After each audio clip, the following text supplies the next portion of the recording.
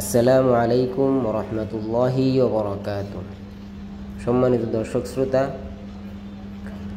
আলহামদুলিল্লাহ মসজিদে নববীতে আমরা আসরের নামাজ আদায় করেছি, যেখানে এক রাকাত নামাজের বিনিময়ে 50,000 রাকাতের সওয়াব দেওয়া হয়।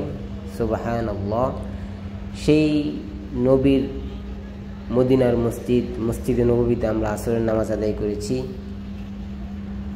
এখন আমরা মদিনার মসজিদের যে খোলা ময়দান রয়েছে, চত্বর রয়েছে, সেখানে অপেক্ষা করছি মাগরিবের নামাজের জন্য।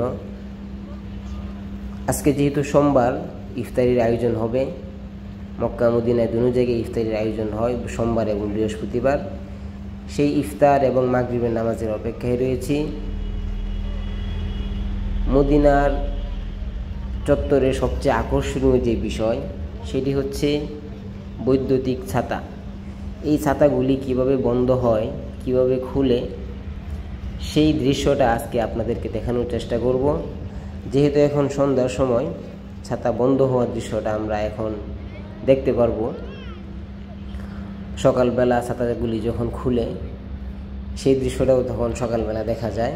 যেহেতু এখন সন্ধ্যা হয়ে গিয়েছে, সূর্যের তাপটাও অনেকটাই কমে গিয়েছে।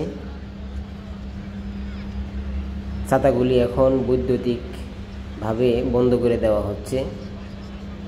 দেখতে পাচ্ছেন সমস্ত ছাতা, চত্বরের সমস্ত ছাতা একসাথে বন্ধ হয়ে যাচ্ছে। এই বিষয়টা মসজিদে নববীর চত্বরের আকর্ষণীয় একটি বিষয়।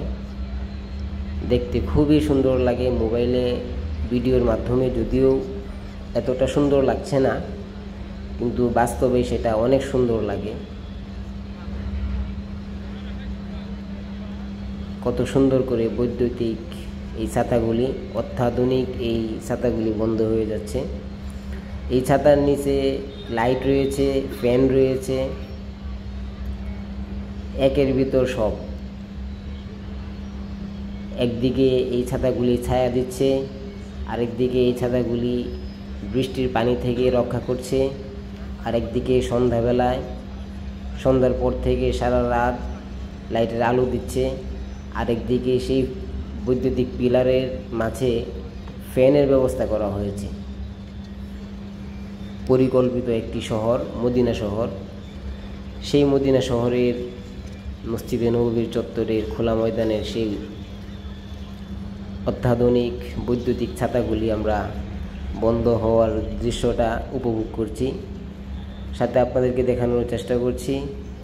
আল্লাহ তাআলা সকলকে যেন নবীর রওজায় এসে সালাম দেওয়ার তৌফিক দান করেন, এবং নবীর সেই সুন্দর মদিনা শহর যেন সবার দেখার সৌভাগ্য হয়। আমরা এই মসজিদে নববী থেকে সকলের জন্য দোয়া করি, আল্লাহুম্মা আমিন। দেখতে পাচ্ছেন ইফতারির জন্য আল্লাহর মেহমানগণ, হাজী সাহেবগণ বসে গেছেন। দস্তরখানা বিছানো হয়েছে। প্রত্যেকটা কার্টুনে লক্ষ লক্ষ হাজী সাহেবদের জন্য ইফতার প্যাকেটিং করে নিয়ে আসা হয়েছে। পরম সৌভাগ্যের বিষয় মসজিদে নববীতে ইফতার, মসজিদে নববীতে নামাজ, মসজিদে নববীতে মদিনায় রোজা, এগুলি পরম সৌভাগ্যের বিষয়।